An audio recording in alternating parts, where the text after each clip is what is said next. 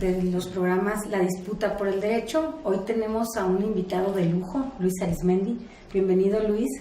Aquí nos interesa muchísimo en este programa hablar sobre un gran debate que es la acumulación por desposesión. Son debates actuales y me gustaría muchísimo que lo aterrizáramos en México, en el contexto de nuestro país. Hay un autor en específico que ha planteado en la polémica de acumulación por desposesión. Dice, esta es la fase en la que estamos viviendo en el capitalismo, que es acumulación por desposesión. No ha quedado en el pasado, dice, como algunos intérpretes de Marx lo señalaron. ¿A qué se refiere entonces David Harvey con este planteamiento? Que entiendo tú coincides con él, o nos podrás decir si en algunos puntos o en qué divergen, en fin, ¿no? Pues por principio agradecerte la generosa invitación a tu interesante programa. Querida Leida, es todo un placer estar por acá y que se aprovechen estos importantes espacios en la UNAM para impulsar ese tipo de debates en México y en América Latina. Sí, en efecto, el autor que introdujo en la vuelta de siglo de manera muy original el debate sobre la acumulación por desposesión fue precisamente de Harvey, con este libro de El Nuevo Imperialismo. Formalizó su planteamiento, es una interpretación sumamente aguda que ha generado una polémica internacional de primer orden. Ha producido muchas respuestas, muchos seguidores y también ciertos cuestionamientos. La formulación de Harvey, por principio, digamos, necesita ser abordada dando cuenta de una peculiar ambivalencia. En términos polémicos con él, habría que decir que su insistencia en que la acumulación por desposesión se impone en el siglo XXI, a final del siglo XX, de hecho, como un reemplazo a las formas tradicionales de acumulación, dado que se ha llegado a una fase de crisis de sobreacumulación. La acumulación por desposesión llega a sustituir la acumulación regular debido a la presencia de la crisis de sobreacumulación. Creo que esto genera una polémica legítima y un problema de fondo en la conceptualización de Harvey, que obstaculiza lo que él mismo intenta abrir. En efecto, la acumulación por desposesión se da, no es un fenómeno solo propio de la acumulación originaria entre largos siglos XVI y mediados del siglo XIX, si se piensa en la acumulación originaria a nivel mundial.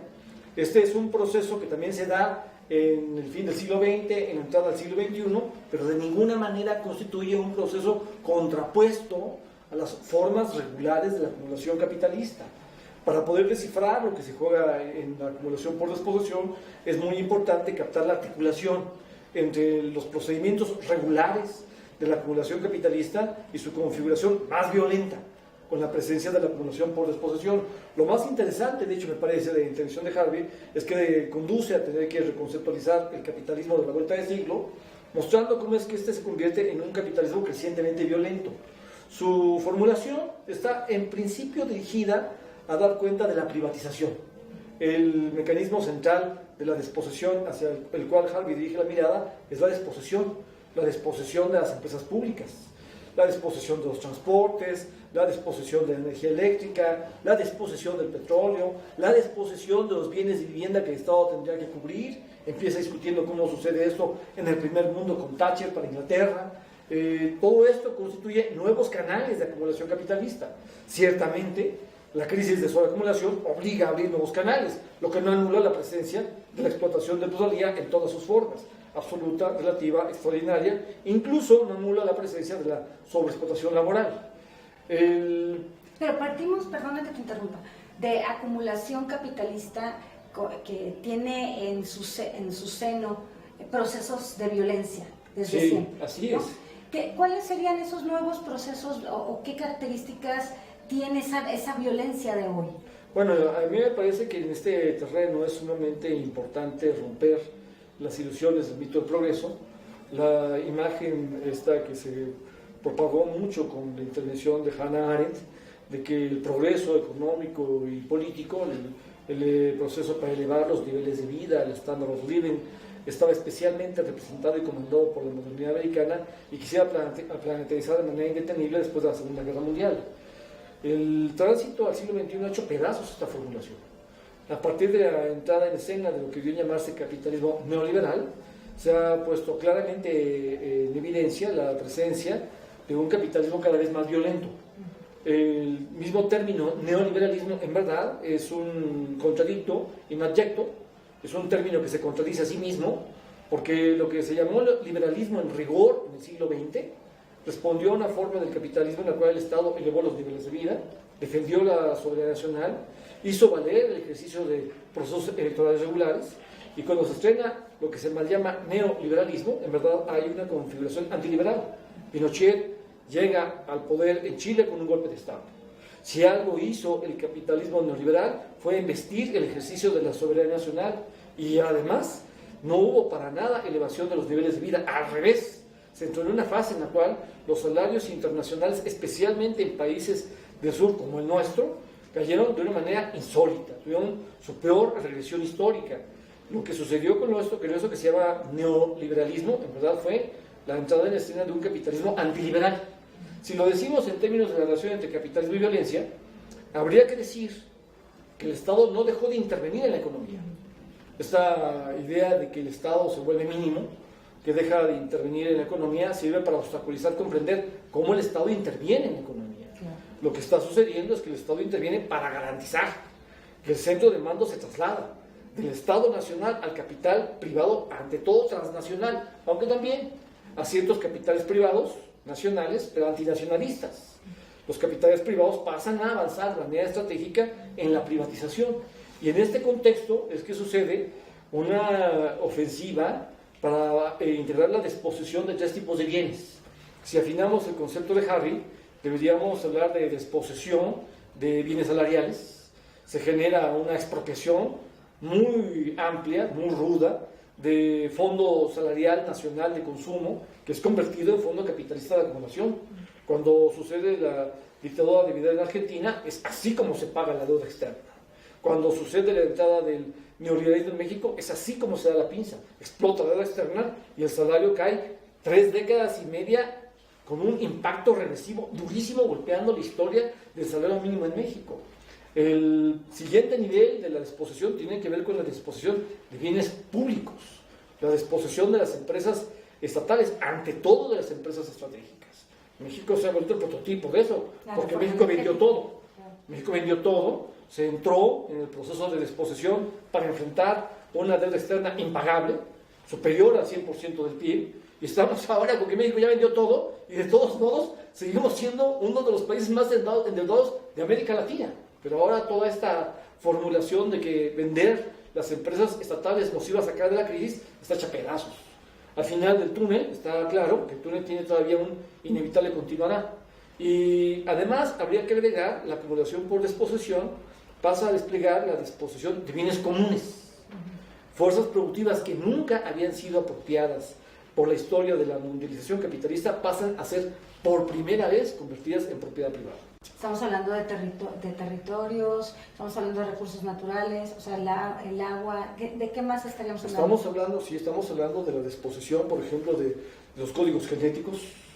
Estamos hablando de la desposesión de códigos genéticos no solo vegetales, no solo animales, sino de la desposesión de códigos genéticos humanos, como esto de intentar apropiarse de los códigos genéticos de comunidades indígenas que tienen resistencia inmunológica a ciertas enfermedades y luego sacar una medicina con patente para el mercado mundial. Estamos hablando de la desposesión del agua, que en verdad no es una cosa, sino es una fuerza productiva fluida. Es un elemento natural que pasa de un estado a otro, de gas a líquido, se mueve sobre el mundo. Y entonces, al intentar imponer la privatización sobre algo que se mueve, se lastima de manera violenta el proceso de reproducción social de las naciones. Estamos hablando de la desposesión de la atmósfera. Con esto, por ejemplo, de los experimentos de geoingeniería, pues resulta ser que es el capitalismo el que se apodera de la atmósfera para intentar llenar el cielo de nanopartículas, bloqueando la entrada de la radiación solar. Lo que en lugar de resolver el problema del sobrecalentamiento, lo único que va a hacer es complicarlo, porque todo lo que sube tiene que bajar, y está claro que la devastación que va a producir en las aguas, en los territorios, en los cultivos, es una devastación cuyas consecuencias no están suficientemente medidas. Es interesante que en el número 23 del Mundo Siglo XXI, Gardiner, un importante pensador crítico estadounidense, le contesta a Crutzen, el premio Nobel de Química, que defiende la geoingeniería, dando cuenta de cómo es que la geoingeniería lo único que va a hacer es complicar el problema sobremanera. No es casual que la ONU haya declarado una moratoria a los experimentos de geoingeniería. El libro de Naomi Klein, This Changes Everything, está dirigido a dar cuenta del rudo modo en que la geoingeniería no resuelve el problema del sobrecalentamiento. Es insistir en mantener en pie el patrón petrolero pese a este maldito desastre y agregarle geoingeniería. Son formas de dominación de la naturaleza que ya entrecruzan una devastación inintencional, pero inevitable, con una devastación intencionalmente programada, que sí está dirigida a generar formas de control de la naturaleza para medio control social. La desposesión de bienes salariales, la desposesión de bienes públicos, la desposesión de bienes comunes, constituye una forma de acumulación por desposesión que recuerda a la acumulación originaria, pero que no es el doble de la acumulación originaria. ¿No? Por eso es que a mí esta definición de acumulación originaria terminal no me gusta, porque me parece que es una contradicción de los términos. Acumulación originaria en la fase terminal del capitalismo tiene dos problemas. Primero, la imagen de que el capitalismo ahora sí definitivamente se va a acabar. Y aunque sí, el límite puede reconocerse ante todo por la crisis ambiental, sería asumir que la historia es destino, concluir que lo que viene es una flecha indetenible de su derrumbe, está por verse. Es un proceso de situación complejo. Es la tendencia preponderante, pero no es la única tendencia que está en el escenario del siglo XXI. Pero el otro problema es que se llama originario a un proceso que está ya en un capitalismo muy avanzado, y eso me parece impide captar que lo que estamos viviendo es una violencia decadente, que la relación entre capitalismo y violencia no es una relación como la que está en la acumulación originaria, cuando el capitalismo promete que si devasta a las formas de vida premodernas va a traer consigo el progreso, que se acaba con los salvajes, va a acabar con aquellos que representan la negación de la civilización. No, ahora estamos en una fase en la cual el capitalismo ya corrió su trayecto, estamos en el siglo XXI, en el tiempo en el cual la técnica moderna es por primera vez técnica planetaria, la modernidad es mundial, y tenemos al mismo tiempo que el mayor desarrollo tecnológico en la historia de la humanidad, los mayores peligros contra la historia de las civilizaciones. La acumulación por desposesión es fundamental en este contexto. Luis, mencionabas hace un momento el papel que juega el Estado en estos procesos de acumulación por desposesión. Comentaste esta postura que plantea que el Estado no se debilita, el Estado no tiende a extinguirse, como decían algunos que estaban en el debate, que han estado en el debate de qué papel, hacia dónde va el Estado, ¿no? Mencionaste el papel, el Estado en realidad. Bueno, esto lo estoy reinterpretando o parafraseándote, el Estado se reconfigura, como dicen varios de los que están en el debate sobre el papel del Estado en estos procesos. Se reconfigura en esta fase del capitalismo. ¿De qué manera? ¿Cómo se articula frente al capitalismo o con el capitalismo? Porque es un actor clave en esta fase del capitalismo. Sí, claro. Esto es un tema de primer orden. El problema, en efecto, es que el Estado no se retira. No hay capitalismo en el que el Estado no intervenga en la economía, eso no existe. El Estado siempre interviene. Y su intervención en la economía es crucial para entender las diferentes configuraciones del capitalismo. El capitalismo no es homogéneo. Hay que percatarse de que el capitalismo tiene configuraciones distintas, incluso enfrentadas entre sí, y que eso genera proyectos de capitalismo mundial. Podríamos decir que el capitalismo liberal es aquel en el cual el Estado interviene para cumplir alguna función de contrapeso ante la violencia económica inmanente a la marcha de la acumulación capitalista. La acumulación capitalista es una dinámica que en sí misma produce un efecto desgarrador. Como usa la innovación de la técnica moderna como arma, produce desgarramiento, produce empleados y produce desempleados, o sea, produce heridos y muertos. Aquello de Clausewitz, la guerra es la continuación de la política por otros medios. A mí me gusta parafrasearlo para decir que con la modernidad capitalista la economía se vuelve la continuación de la guerra por otros medios. Todo el tiempo hay una contradicción muy profunda entre la acumulación de capital y el proceso de reproducción social, nacional, internacional y mundial. Y de esta contradicción derivan heridos y muertos. Cuando el Estado interviene como contrapeso ante esa dinámica, funciona el capitalismo liberal. No lo hacen por filantropía. Estado de bienestar, ¿no? Lo que me parece que se llama de manera equivocada estado de bienestar, porque el estado capitalista no puede ser de bienestar. Pero esa fue la formulación esa fue la frase que clásica o más publicitada. Sí, exacto. No, yo creo que la definición correcta es estado liberal. Y entonces se ve que capitalismo y violencia van juntos, pero que el Estado interviene como contrapeso. Eso es capitalismo liberal, eso es Estado liberal. Todo el derecho, toda la constitución del Estado del capitalismo liberal se debe leer en función de esta configuración histórica. El capitalismo, mal llamado neoliberal, un capitalismo, yo digo, cínico, que entrega al mercado el libre juego del control de la economía, que hace del laissez-faire, laissez-passer, la fuerza para controlar la reproducción de las naciones. Este es un capitalismo que hace valer la intervención del Estado en la economía, pero para instalar una violencia económica anónima sin contrapeso del Estado.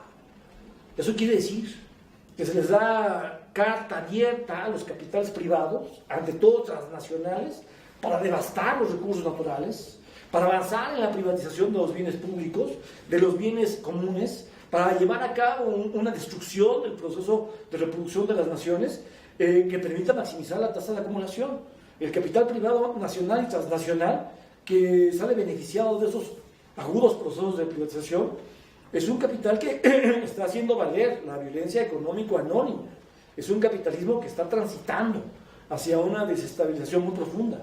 Hablabas de un Estado autoritario, ¿no? Sí, fíjate que es interesante que el mismo Harvey, en otro de sus libros, Breve Historia del Neoliberalismo, da cuenta de la inestabilidad histórica profunda que caracteriza a lo que se conoce como el neoliberalismo.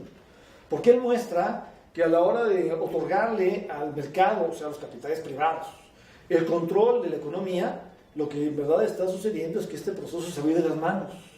Así que va a hacer falta que el Estado intervenga de manera más violenta. Él habla de los neoconservadores. Yo prefiero utilizar la definición de Horkheimer para afinarla, para actualizarla y entonces hablar de un capitalismo que tiene que hacer uso de la violencia político-destructiva para agregársela a la violencia económico-anónima, porque el proceso se empieza a ir de las manos. La violencia político-destructiva es muy importante para avanzar en formas de desposesión muy agudas. Lo que pasa en Medio Oriente es eso: la disputa por el control del petróleo, la disputa por el control del gas. Lo que está, las amenazas de invasión actualmente contra Venezuela es eso, amenazas de violencia político-destructiva para apoderarse de la reserva de petróleo más grande del mundo. Lo que sucede con el capitalismo que avanza en la acumulación por desposesión es que no le basta la violencia económica anónima y tiene que pasar a violencia político-destructiva, y entonces a Estado autoritario. No solo que el Estado le cede a los capitales el ejercicio de violencia económica anónima, sino que se empiezan a complementar dos violencias diferentes. Una violencia inédita, la violencia inmanente a la economía capitalista, y la violencia político-destructiva que ejerce el Estado, o que ejercen los capitales privados, yéndose de las manos al control del Estado. Esta discusión de Killenberg sobre la necropolítica tiene que ver con eso, con el control de capitales privados sobre territorios en los cuales ellos establecen formas de gobierno. La renta criminal, tributo por circulación de personas, tributo por circulación de mercancías, tributo por casa-habitación, tributo por trata de blancas, tributo por mercado negro de drogas, tributo por mercado negro de armas, tributo por mercado negro de niños, tributo por mercado negro de órganos. Que en realidad todo eso tiene que ver con una forma de desposesión de bienes sociales, ya no solo de salario, que se arrebata a los diferentes grupos de la nación para convertir eso en ganancias extraordinarias superaceleradas. También la necropolítica, el capitalismo necropolítico, constituye una forma de acumulación por desposesión, la forma más extrema, donde la violencia político-destructiva hace valer la política de muerte como fundamento de acumulación por desposesión decadente y acelerada. En todo este proceso es muy importante observar que el centro de mando se empieza a trasladar hacia la constitución de una especie de proto-estado global. El estado global no está formalmente instalado, el estado mundial... Aunque no tiene visiblemente algunos organismos que lo comandan. Exacto, digamos, ¿no? El Fondo Monetario Internacional, el Banco Mundial, la ONU, el G8 por delante, claro, el Consejo de Seguridad de la ONU, claro, el Club Nuclear, ahí lo que el club nuclear que hace valer un escenario de amenaza, porque es un monopolio de las principales armas devastadoras del capitalismo. Estamos en la época de la mayor geopolítica nuclear en la historia de la mundialización. No tantas armas como en el momento cumbre de la Guerra Fría, pero son mucho más destructivas que todas las que existieron en la Guerra Fría. Y en este contexto, no es un Estado redondeado, no tiene todas sus instituciones formalmente establecidas, es una especie de pre-Estado global, pero ya configura la estructura básica de él. Este proto-Estado global, que está compuesto por esos organismos que acabamos de referir, por esas entidades que acabamos de referir, se va convirtiendo en verdad en el centro de mando de la economía planetaria. Entonces, la ilusión de que el Estado es mínimo está obstaculizando captar que el centro de mando se vuelve el protestado global y que los estados del sur, también en el norte, pero especialmente en el sur, empiezan a responder a estas dinámicas. También en el norte, porque si se pensaba que solo la modernidad americana con Estados Unidos había puesto en jaque el Estado social, pues solo hay que ver lo que está pasando ahora en Europa. Hay una devastación de las condiciones de mejoramiento del mundo de la vida, del proceso de reproducción social que se había conseguido ahí en la época de los 30 gloriosos. Entonces, sí, el Estado en la fase neoliberal instala una violencia económica generalizada, cede el centro de mando al capital privado, ante todo transnacional, pero no solo, y eso produce una inestabilidad que instala una tendencia que lleva hacia creciente violencia político-destructiva. Aquí estamos ahora. La tendencia a estado de excepción es eso, es la prueba de una configuración del capitalismo que apunta a hacer ley la violación de todas las leyes. La discusión de Carl Schmitt sobre la soberanía como el derecho de matar tiene que ver con eso, justo con la instalación de una forma de capitalismo que está dispuesto a hacer valer una violencia político-destructiva que le garantice no ceder e incluso llevar más lejos la ofensiva ya desplegada, y eso que llega muy lejos. Varias de las cosas que has mencionado aquí están planteadas en tu libro, en el libro que mencionábamos al principio, y tú hablas de que es incorrecto mencionar crisis del capitalismo. Mencionas que es más correcto referirnos a una crisis epocal del capitalismo del siglo XXI. ¿Nos podrías ampliar esta reflexión? ¿A qué te refieres? Porque muchos autores y muchos intelectuales hablan de la crisis actual del capitalismo. Tú dices, no hablemos solo de crisis del capitalismo, sino de crisis epocal del capitalismo del siglo XXI. Claro. ¿Hay una diferencia sustantiva al respecto? Creo que la discusión ya ha llegado a un punto en el debate internacional que hace innegable que estamos insertos en una de las crisis más graves en la historia del capitalismo. Pero creo que eso no es suficiente. Esta no es una de las crisis más graves del capitalismo. La definición de la crisis mundial del siglo XXI como una gran depresión, algo así como si fuera el doble de la Gran Depresión del siglo XX, creo que es una definición sugerente pero sumamente insuficiente, que se queda muy corta con el tamaño del peligro que encaramos. Esta formulación de Bradford Dallon para referirse a esta crisis actual como una Gran Depresión se queda corta. Creo que es mucho mejor hablar de crisis epocal. Aquí estoy utilizando un concepto que viene de George Lukács, para dar cuenta del hecho de que estamos insertos en una crisis que constituye en sí misma una era. Esta crisis tiene dentro de sí la crisis de sobreacumulación más grave en la historia del capitalismo. La larga depresión de 1871-1893 fue una gran crisis que afectó ante todo a toda Europa occidental. La Gran Depresión de 1929-44, que es incomprensible sin la Segunda Guerra Mundial, fue una crisis que afectó a Estados Unidos, Europa y Japón. Pero esta es una crisis de sobreacumulación planetaria. Es una gran crisis de sobreacumulación global. Ni África está allá afuera. Ya no es el apartheid bloqueando el desarrollo tecnológico en África. También hay impactos muy notorios de la marcha de la gran industria en la destrucción de lo que está pasando ahora en África. Todo el mundo está incluido en esta crisis de sobreacumulación, la primera planetaria en la historia del capitalismo. Es como decía Marx, para recordar este planteamiento del manifiesto comunista. Las grandes crisis serán cada vez más grandes, de dimensiones geohistóricas mayores, cada vez se repetirán más pronto y sean más agudas. Eso está aquí, pero no es suficiente. Porque si uno lanza una mirada panorámica a lo que está pasando, podríamos decir la crisis de sobreacumulación, la crisis financiera global, arrancó en el 2007, 2008. Este debate que le publiqué, el número 20, de Mundo Siglo XXI, a Álvaro Alfater, resulta muy interesante porque él muestra cómo es que la crisis financiera global es una crisis que está conectada con una crisis de sobreproducción planetaria. Esta demostración es muy importante. Hay un desarrollo tecnológico que se empieza a volver un problema para el capitalismo, demasiados desempleados. Y entonces hay que destruir el desarrollo tecnológico. Esto abre tiempo de peligro. Pero es peor el problema porque a esto se agrega la crisis alimentaria, que hace de nuestra época un tiempo esquizoide. Estamos insertos en una era en la cual la economía mundial alimentaria tiene la capacidad para darle de comer, al menos en términos de calorías, al doble de ciudadanos del mundo. Y sin embargo tenemos la peor crisis alimentaria, no en la historia del siglo XX, siglo XXI, no en la historia de la modernidad, en la historia de la humanidad. La crisis alimentaria del siglo XXI es peor que todas las crisis alimentarias del siglo pasado juntas, es peor que todas las crisis alimentarias en la historia de las civilizaciones. Pero me surge una duda, Luis.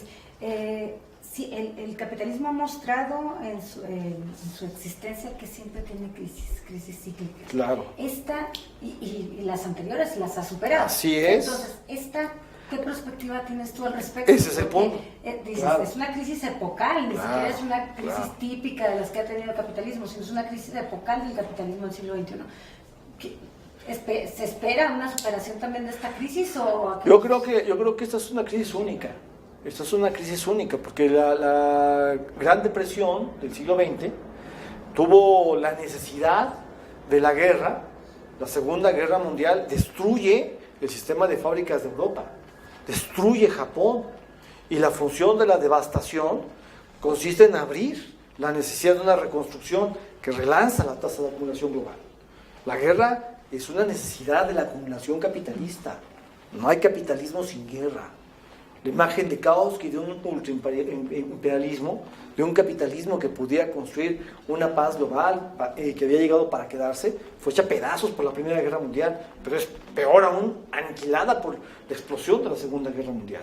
No existe capitalismo sin guerra. Pero la Gran Depresión dio pie a una guerra, a una gran guerra, de la cual la reconstrucción posterior generó 3 décadas de auge, los 30 gloriosos. Ahora la cosa es completamente diferente, porque a la crisis alimentaria más grave en la historia de la humanidad, que también arranca en esas fechas, 2007-2008, hay que agregar la crisis ambiental mundializada. Todos los cálculos respecto de la crisis ambiental mundializada de finales del siglo XX se han quedado cortos con la gravedad de lo que está pasando. El tope planteado por los organismos internacionales de un aumento en 2 grados centígrados para 2100 está claro que no se va a cumplir.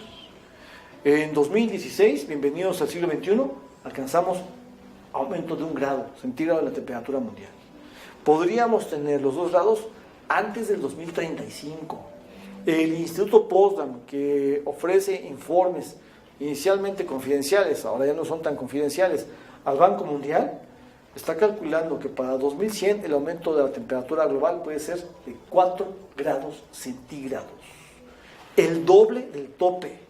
Esto es peligrosísimo, porque estamos hablando de que a partir de llegar a 2 grados centígrados se empiezan a activar mecanismos de desestabilización mundiales muy impactantes. El más impactante es el que tiende a liberar las reservas de metano que están contenidas en el subsuelo de Siberia. El metano ya cumple un papel fundamental en el sobrecalentamiento. Se calcula que más o menos 1/3 de la emisión de gases invernadero viene de la economía alimentaria mundial, de tener la economía alimentaria funcionando con la producción y consumo de comida animal.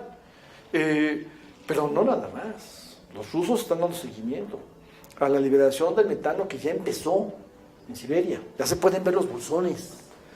Se pisan y sale la emisión de metano. Ya se pueden ver y este proceso va más rápido de lo que se calculaba. El metano tiene un efecto de sobrecalentamiento 20, dicen algunos, 30, dicen otros, superior a los impactos del dióxido de carbono. Eso genera una retroalimentación del sobrecalentamiento que lo hace francamente indetenible.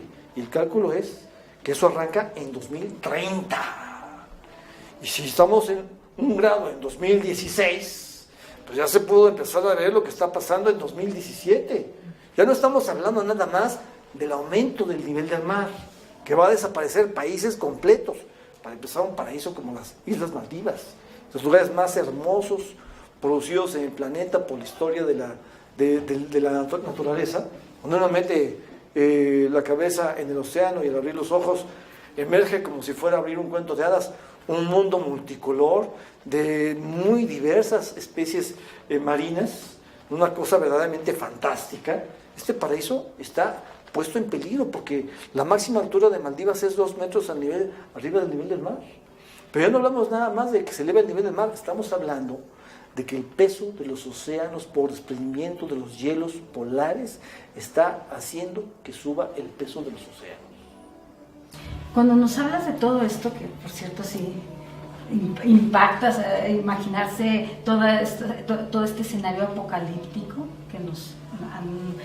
en el que ya prácticamente estamos inmersos, yo te preguntaría, para que nos comentes algo al respecto, si es una crisis planetaria, ¿qué papel están jugando las naciones? O sea, ¿se tiene un impacto por igual? O sea, todo lo que estás mencionando nos lleva a pensar que vamos a estar todos en el mismo saco, con los mismos problemas, con los mismos efectos de lo que estamos generando con esta economía globalizada, violenta, etcétera. ¿Cómo se está observando el papel de las naciones? ¿Es asimétrico? Creo que por principio es muy importante observar el rol que cumple la renta tecnológica, el poder de la renta tecnológica en las relaciones de poder mundiales. Porque hay un tributo que los países del sur rinden de manera permanente, ya no solo a través del intercambio desigual, también a través de la deuda externa y ahora porque ya entregaron la plataforma estratégica de sus recursos al capital privado, ante todo transnacional. El poder de la renta tecnológica ha derrotado en muchos lugares las formas defensivas que ejercieron los estados del sur.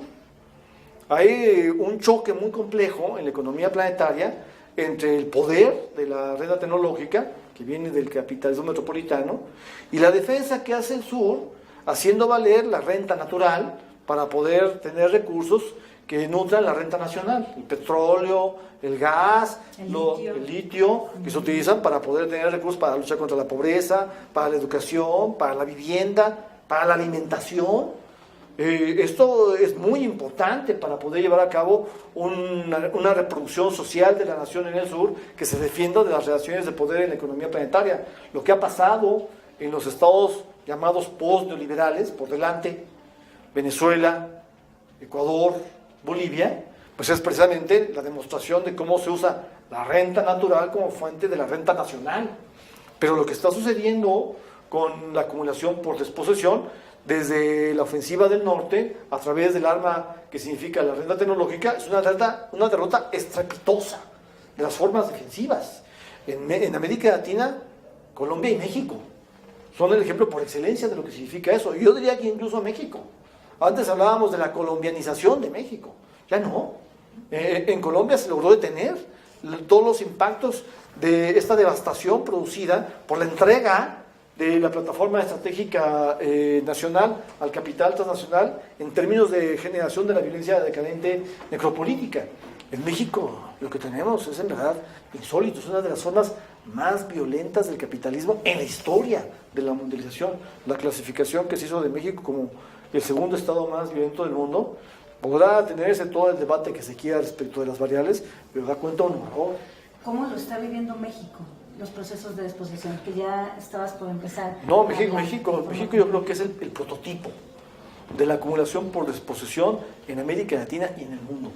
¿Sí? Porque en otros países lo que ha sido necesario para apoderarse, por ejemplo, de sus reservas energéticas ha sido la invasión militar. en Irak.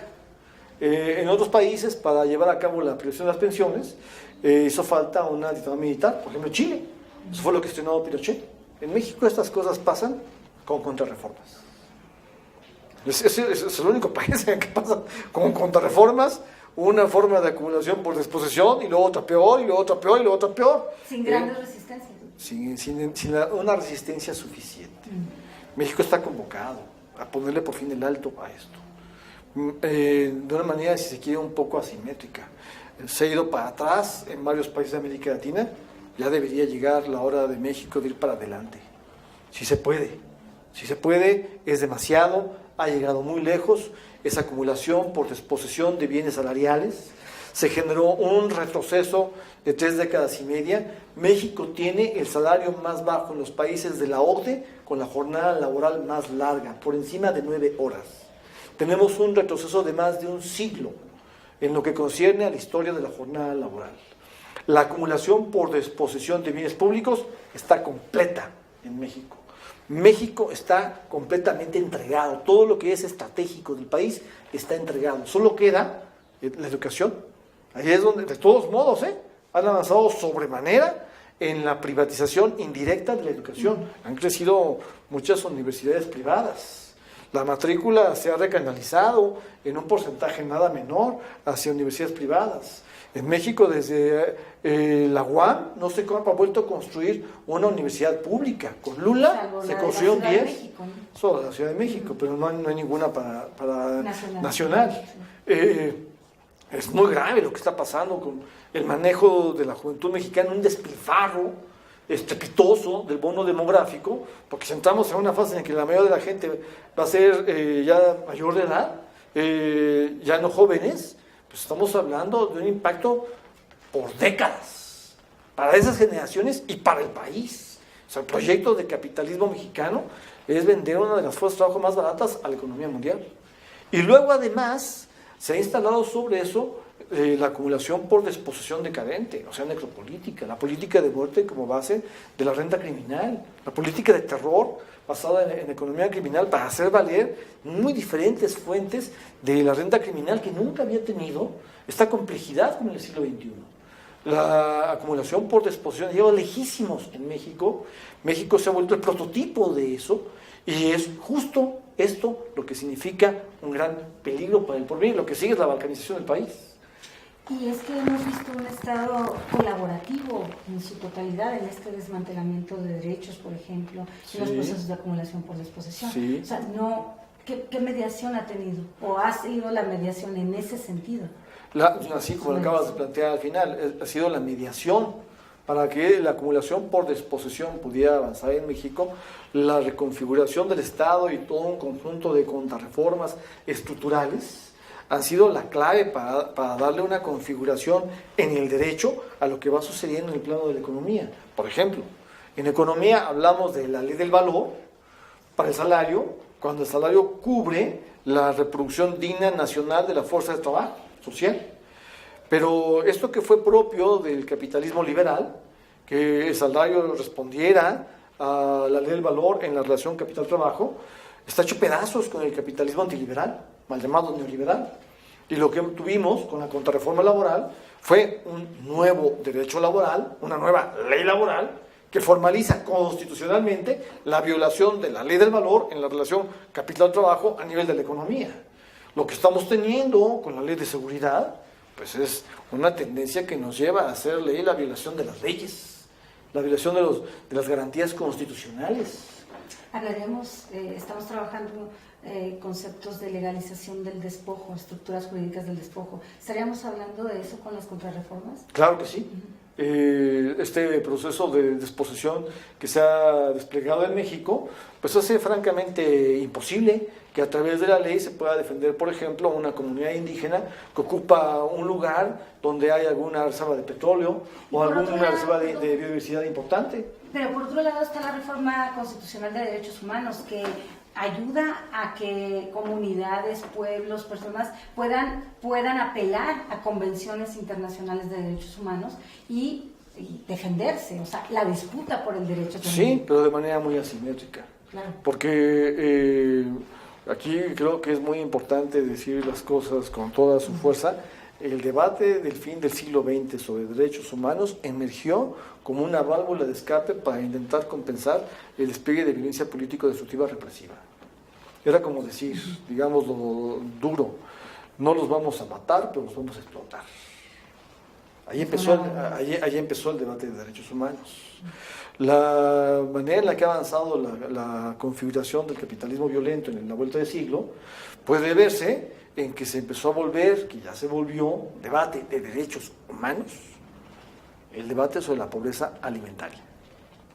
O sea, no puede ser que haya gente muriendo de hambre, cuando la economía alimentaria tiene capacidad para darle de comer a todos, y al doble.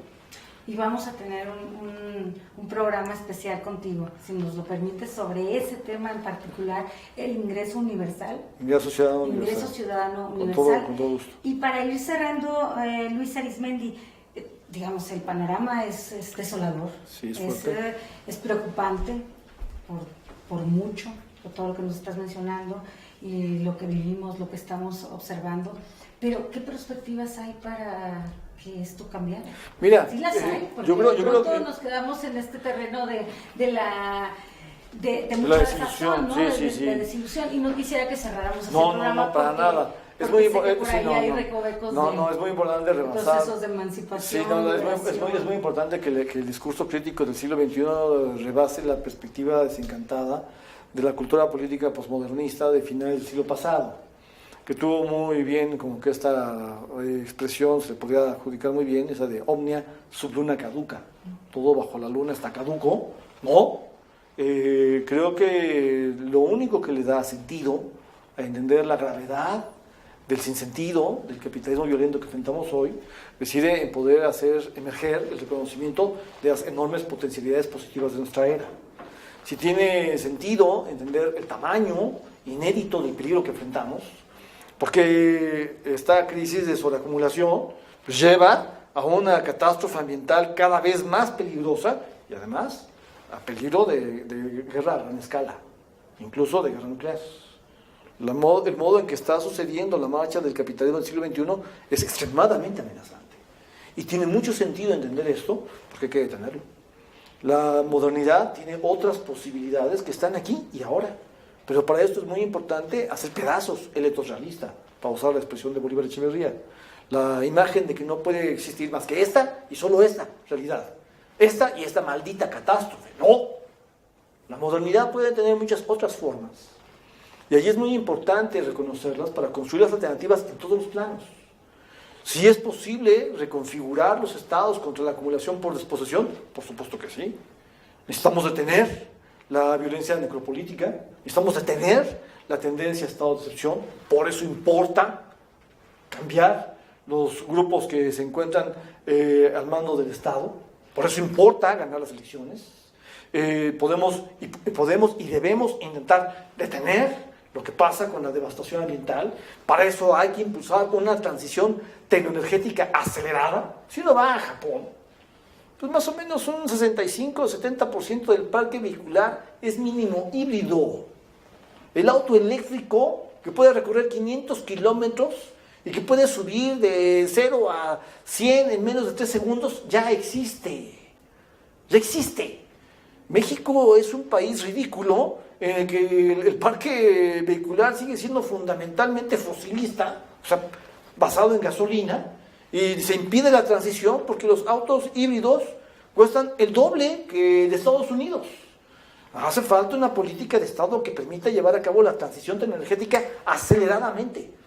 Todos los vehículos del Estado tendrían que ser híbridos, mínimo, y más bien eléctricos. ¿Se puede transitar a la energía solar? Por supuesto que sí. La UNAM ha demostrado que todo el país, todo México, podría ser provisto de energía solar. Sevilla ya opera con 2 torres que provee a toda la ciudad de energía eléctrica a partir de energía solar.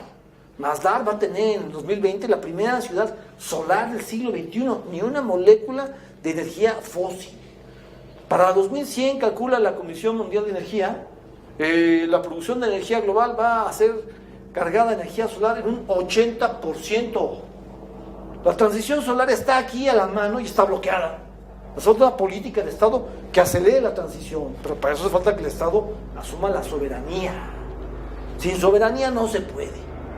Necesitamos soberanía alimentaria, necesitamos soberanía energética, necesitamos soberanía nacional para detener la violencia.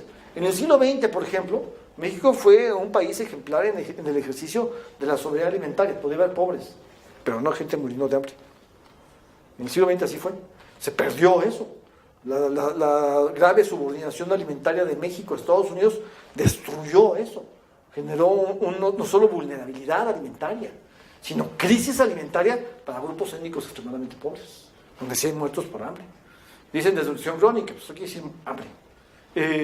Entonces, sí se pueden construir alternativas. Aquí la discusión sobre la soberanía nacional es muy importante, pero además sobre las alternativas que pueden venir de recuperar el potencial prometeico de las comunidades indígenas de América Latina. Todas las lecciones que las comunidades indígenas tienen que dar para manejo de una relación ecologista con la naturaleza, asumida por ellos como una entidad sagrada, la Pachamama, todo esto constituye lecciones no solo para América Latina, sino lecciones mundiales. El policultivo es muy importante para enfrentar el monocultivo. El policultivo es muy importante para enfrentar los durísimos cambios climáticos ante la crisis ambiental mundializada. Es fundamental captar que alternativas hay y que las alternativas exigen recuperar lo más avanzado de la modernidad en términos de construcción de modernidades alternativas. Una tecnología no fosilista, postfosilista, que permita una transición contra la crisis ambiental mundializada. Una soberanía nacional que permita enfrentar la crisis alimentaria, una articulación con las comunidades indígenas que permita avanzar no solo en la soberanía nacional, sino también en la autogestión. En América Latina hay formas muy importantes de desarrollo reconocido por el Estado, de formas de autogestión. En Colombia, por ejemplo, los negros tienen territorios autónomos, ciertas comunidades indígenas. En Panamá, los Cunayala, con derechos constitucionalmente reconocidos. El atrasado en esto es México, que ni siquiera se dignaron a aceptar la aprobación de los acuerdos San Andrés, cuando era lo mínimo que había que hacer. Era un programa mínimo, y ni eso tenemos en México, cuando otros países de América Latina tienen algo que ya va en esa dirección.